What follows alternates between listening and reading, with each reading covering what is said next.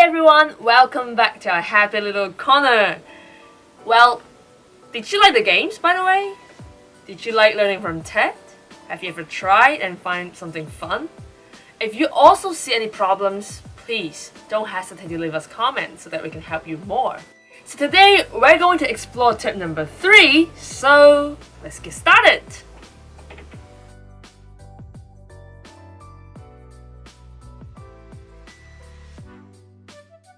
Number 3 is to choose the right materials. Do you know the reason why you're learning English?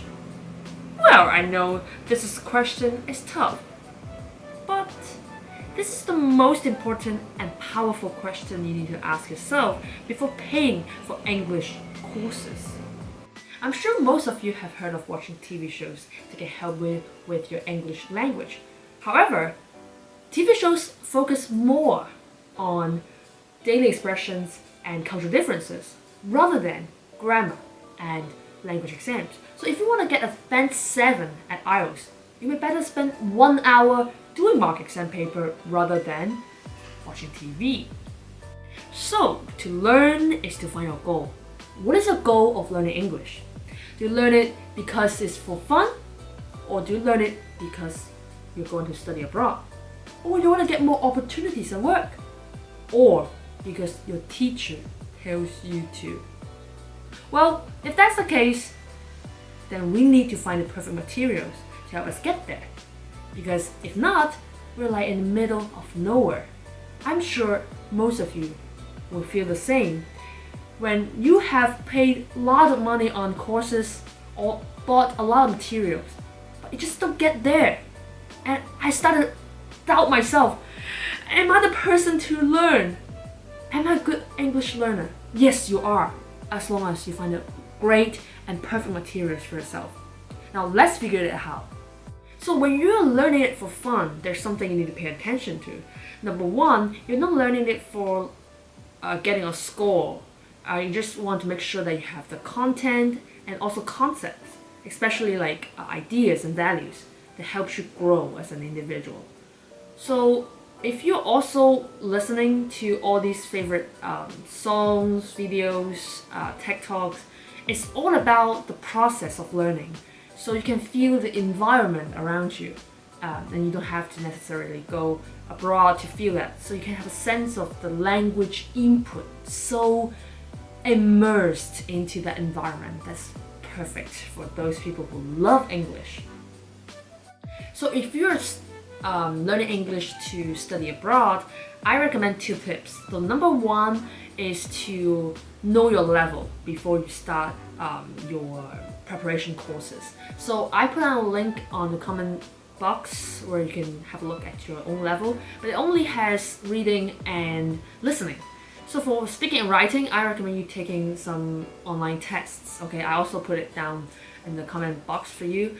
And also for the Elevate, the app I mentioned earlier, if you have the budget.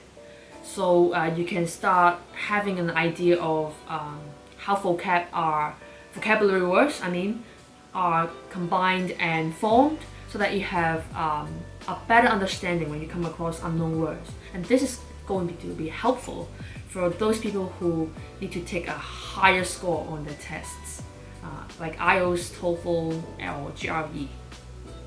So number 3, if you want more opportunities at work, here's only powerful tip you need to focus on, which is listening and speaking. Because for people who want to work better, they need these 2 skills the most, especially when they like watching TV shows or watching tech talks. Now there are many different ideas on cultural differences, so they come up with different topics. So for example, one of my favorites is Modern Family. I like them because they are so funny, hilarious people, and they're all these kind of little jokes. And every time I watch them, it just took 20 or more minutes. It doesn't take like for an hour. So I can see different people talking like about family, work, colleagues, and all of these interesting stuff that I don't know, in my life, and I get to know more about this culture and how things work in their systems. So it is quite fun for me because I started to understand the world better from doing all of these. So this is one of my effective ways to improve my English as well as the fluency. So yeah, have a try.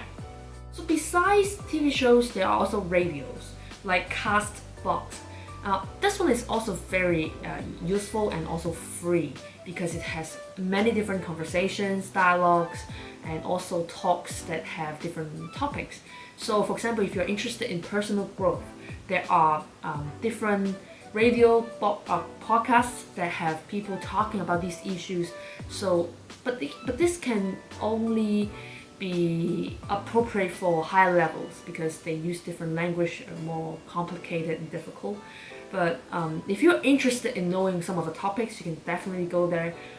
And I think this is also a good way to improve your understanding for people with different culture as well as topics available for communication in daily life.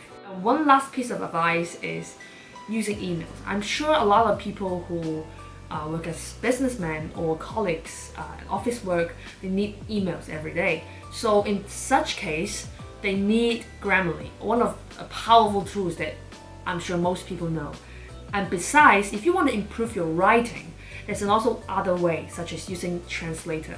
Now, if you have a good sense of using Google Translate or any kinds of translators that you need or you like, that can be very useful. Because if you type in your own language, you see how words can be translated into your target language. In here is English, right? And when you see all these English language words, you kind of know how words are used and also how grammar is used. So if you are not sure whether or not phrases or words should be used in that way, you can just simply type on Google Translate and then you can see from side by side. And this is also helping you to get to the idea of how other language is constructed, especially language that is different from your own one, like Chinese and English.